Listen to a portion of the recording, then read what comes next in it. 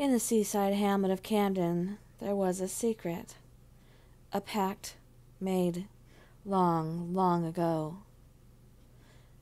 The elders of Camden knew of it, and as they died, they'd pass it on to their oldest child.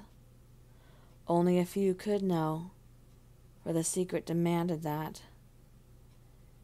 Camden also had a particularly high rate of kidnappings for such an unassuming town. Once every 3 years, a fog would roll in, and when it rolled out, it would take with it one female and one male soul. Only the elders knew when this date would occur. No one else knew that the fog presented such a danger, and how could they? They weren't told. The secret demanded its souls.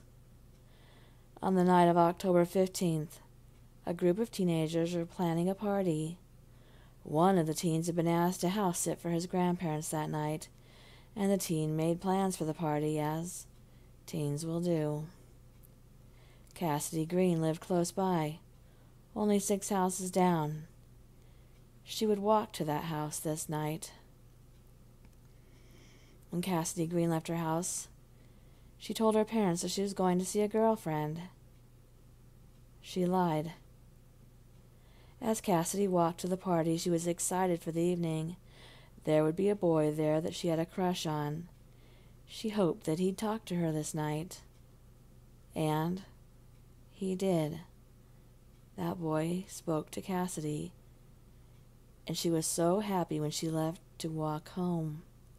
She was thinking that maybe this boy would ask her to the school dance, and she was so caught up in her own thoughts that she barely took notice of the thick fog rolling in as she walked. And as she walked, she thought she heard a whisper. She quickly turned around to look, but the fog was dense by now. She kept walking, a bit quicker this time. Again, the whisper, and she called out, "Hello? Is anyone there?" No one answered. She was almost home, so she walked even more quickly when suddenly the fog stirred. Cassidy stopped. She wondered if someone would walk out from the fog. Then suddenly, she felt a cold, wet feeling running up her arms. It felt almost slimy and thick in its nature.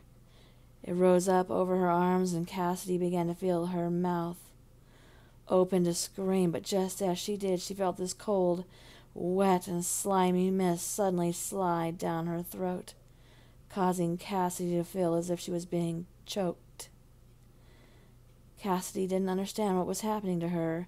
She flailed her arms to lash out at whomever or whatever was attacking her, but there was nothing there.